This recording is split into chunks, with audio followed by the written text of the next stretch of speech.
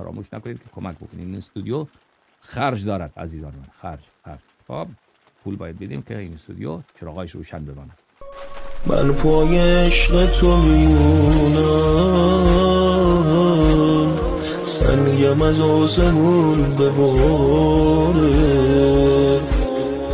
عاشق توی روزای سختی عشقشو تنها نمیذاره، تمام آخر این انتظار میشه، زمستونم میره و بهار میشه،